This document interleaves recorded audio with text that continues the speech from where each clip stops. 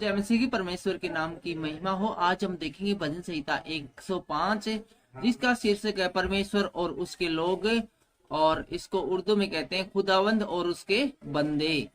खुदावंद और उसके बंदे, परमेश्वर और उसके लोग, भजन संहिता 105। और इसके अंदर नीचे ब्रैकेट में लिखा है पहला इतिहास की जो 16वें अध्याय की 8 आयत है और उसकी 22 आयत है, उस तक का इसके अंदर विवरण दिया गया है। ये इसकी और जानकारी हमें जो आज भजन संहिता में 105 पढ़ेंगे वो हमें मिलती है पहला इतिहास की किताब उसका 16वां अध्याय की 8वीं आयत से 22वीं आयत तक। यहोवा का धन्यवाद करो, उसी से प्रार्थना करो। हमें धन्यवाद भी यहोवा का करना है और प्रार्थना भी उसी से करनी है। देश देश के लोगों में उसके कामों का प्रचार करो। परमेश्वर ने क्या क्या काम किए हैं उन सभी कामों का हमें प्रचार करना है, बताना है लोगों की हमारा परमेश्वर है, उसने ये ऐसे बड़े बड़े काम किए हैं। उसके लिए गीत गाओ, उसके लिए भजन गाओ। परमेश्वर के लिए गीत भी गाओ और भजन भी गाओ। उसके सब आश्चर्य कर्मों पर ध्यान करो और देखो कि परमेश्वर ने कितने बड़े बड़े कार्य हैं जो इस धरती के ऊपर और हम सब के लिए और हमारे पूर्वजों के लिए किए हैं। उसके पवित्र नाम की बड़ाई करो। परमेश्वर का नाम है वो पवित्र है, उसके नाम की बड़ाई करो। मतलब परमेश्वर के नाम है उसकी स्तुति करो, आराधना करो। यहोवा के खोजियों का हृदय आनंदित हो।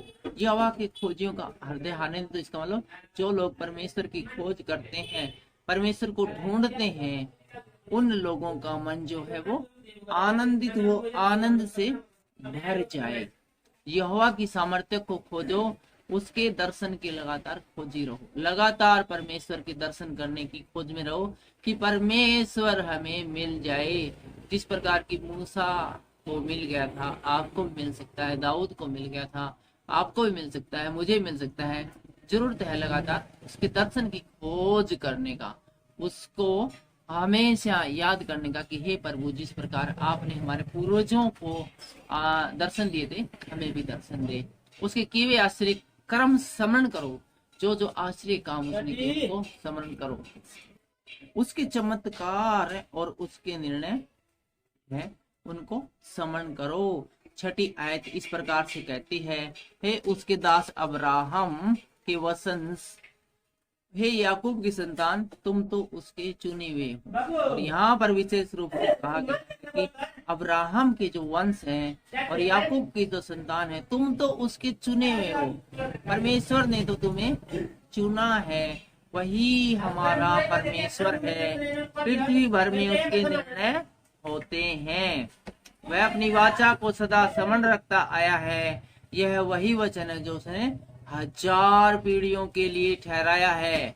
वही वाचा जो उसने अब्राहम के साथ बांधी और उसके विषय में उसने इसहाक से कसम खाई, और उसी को उसने याकूब के लिए विधि करके और इजराइल के लिए यह कहकर सदा की वाचा करके दृढ़ किया, मैं कनान देश तुझी को दूंगा, वह बांट में तुम्हारा निज भाग होगा। उस समय तो वे गिनती में थोड़े थे, वरन बहुत ही थोड़े, और उस देश में परदेसी थे। वे एक जाति से दूसरी जाति में और एक राज्य से दूसरे राज्य में फिरते रहे, परंतु उसने किसी मनुष्य को उन पर अंधेर करने न दिया। और वह राजाओं को उनको नियमित यह धमकी देता था, मेरे अभिषिक्त को मत छुओ और न मेरे नबियों की हानि करो। तो यहाँ पर देखते हैं कि परमेश्वर ने किस प्रकार से शक्तिशाली और खतरनाक राज्य थे, राजाओं थे, उनके मध्य में से इजरायलियों को मिस्र में से निकाल लाया था और राजाओं से कहा था कि मेरे अभिषिक्तों को, मेरे बंदों को किसी प्रकार की हानि पहुंचाने की कोशिश न करें। और फिर उसने उस देश में अकाल भेजा और अन्न के सब आधार को दूर किया। उसने यूसुफ नामक एक पुरुष को उनसे पहले भेजा था जो दास होने के लिए बेचा गया। लोगों ने उसके पैरों में बेड़ियां डालकर उससे दुख दिया। वह लोहे की सांकलों में जकड़ा गया। जब तक कि उसकी बात पूरी न हुई तब तक यहोवा का वचन उसे कसौटी पर कसता रहा। तब राजा ने दूत भेजकर उसे निकलवा लिया और देश देश के लोगों के स्वामी होने के लिए उसके बंधन खुलवाए। उसने उसको अपने भवन का प्रधान और अपनी पूरी संपत्ति का अधिकारी ठहराया कि वह उसके हाकिमों को अपनी इच्छा के अनुसार कैद करे और पुरनियों को ज्ञान सिखाए। फिर इजराइल मिस्र में आया और याकूब और हाम के देश में परदेशी होकर रहा। तब उसने अपनी प्रजा को गिनती में बहुत बढ़ाया और उसके शत्रुओं से अधिक बलवंत किया। उसने मिस्रियों के मन को ऐसा फेर दिया कि वे उसकी प्रजा से बैर रखने लगे और उसके दासों से छल करने लगे। उसने अपने दास मूसा को और अपने चुने हुए हारून को भेजा। उन्होंने उनके बीच उसकी ओर से भी भांति भांति के चिन्ह और हाम के देश में चमत्कार दिखाए। उसने अंधकार कर दिया और अंधियारा हो गया। परमेश्वर ने जो चमत्कार मिस्र देश में किए थे वे कौन से एक नजर देखते हैं। उसने अंधियारा कर दिया, परमेश्वर ने चारों ओर अंधियारा कर दिया और अंधियारा चारों ओर हो गया और उन्होंने उसकी बातों को न डाला। उसने मिस्रियों के जल को लहू कर डाला और मछलियों को मार डाला। सारे जो जल था उसको लहू कर डाला, पूरे जल को, और मछलियां जितनी थी उनको मार डाला। मेंढक उनकी भूमि में वरन उनके राजा की कोठरी तक में भर गए। पूरे देश के अंदर मेंढक मेंढक हो गए, यहाँ तक कि राजा का जो बेडरूम था उस तक में भी मेंढक मेंढक हो गए। उसने आज्ञा दी, तब डांस आ गए और उसके सारे देश में कुटकियां आ गई। डांस और कुटकियों ने पूरे देश की फसलों को तबाह कर दिया, सारे पेड़ पौधों को खा लिया था। उसने उनके लिए जलवृष्टि के बदले ओले और उनके देश में धधकती आग बरसाई।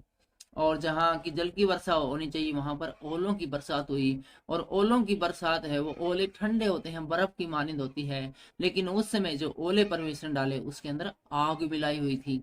आग वाले ओले पहली बार बरसे थे। उसने उनकी दाखलताओं और अंजीरों के वृक्षों को और उनके सब देश के सब फलों को, पेड़ों को तोड़ डाला। जितने भी फलदायक फल थे, पेड़ पौधे थे, सबको परमेश्वर ने तोड़ डाला। उसने आज्ञा दी, तब अनगिनत टिड्डियां और कीड़े आए और उन्होंने उस देश के सब अन्न आदि को खा डाला और उनकी भूमि के सब फसलों को नष्ट कर गए। उसने उनके देश के सब पहलौठों को,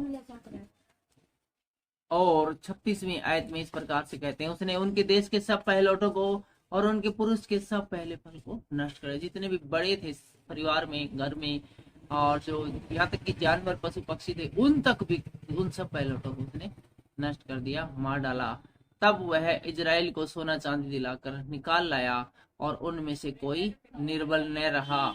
और इतने सारे चमत्कार दिखाने के बाद है परमेश्वर है वो इजराइलियों को मिस्र देश से निकाल कर लाया और उनके जाने से मिस्री आनंदित हुए। और जब इजरायली मिस्र से आ गए तो सारे मिस्री आनंदित हुए क्योंकि उनका डर उसमें समा गया था। बहुत ही इजरायलियों से और परमेश्वर के चमत्कार देखकर डर गए थे। और जब इजरायली मिस्र छोड़कर आए तो वो बड़े खुश हो गए, अच्छा हुआ चले गए, अब इनका परमेश्वर भी इनके साथ चला गया होगा। और जब ये चले गए तो इनका परमेश्वर भी हमें तंग नहीं करेगा, दुख नहीं देगा। और 39वीं आयत कहती है, उसने छाया के लिए बादल फैलाया और रात को प्रकाश देने के लिए आग प्रकट की। और ये बात उस समय की है जब इजरायलियों को मिस्र से परमेश्वर ला रहा था, तो उनको रात को प्रकाश देने के लिए आग प्रकट की और दिन में धूप से बचाने के लिए बादल है उसको आसमान में लेकर आया। और 40वीं आयत कहती है, उन्होंने मांगा तब उसने बटेरी पहुंचाई और उनको स्वर्गीय भोजन से तृप्त किया। जब लोगों ने डिमांड रखी तब परमेश्वर ने बटर दी और 40 वर्ष तक इजरायली है वो मन्ना खाते रहे, स्वर्गीय भोजन खाते रहे। उसने चट्टान फाड़ी तब पानी बह निकला और चट्टान के अंदर से खोद कर परमेश्वर ने उनके लिए पानी निकाला और निर्जल भूमि पर नदियां बहने लगी। और जो भूमि सूखी भूमि थी जहां पर कि पानी नहीं था वहां पर पानी की नदियां बहने लगी, क्योंकि उसने अपने पवित्र वचन और अपने दास अब्राहम को स्मरण किया। वह अपनी प्रजा को हर्षित करके अपने चुने हुए में से जय जयकार करा के निकाल लाया। और हमने देखा किस प्रकार से जय जयकार के साथ है परमेश्वर अपने लोगों को निकाल कर ले आया और उनको जाति जाति के देश दिए और वे अन्य लोगों के श्रम के फल के अधिकारी किए गए। वे उनकी विधियों को माने और उनकी व्यवस्थाओं को पूरा करे, यह की स्तुति करो। आज हमने देखा भजन संहिता 105। फिलहाल इतना ही आज के वचनों के द्वारा। परमेश्वर आपको आशीष दे, बरकत दे। सबको जय मसीह।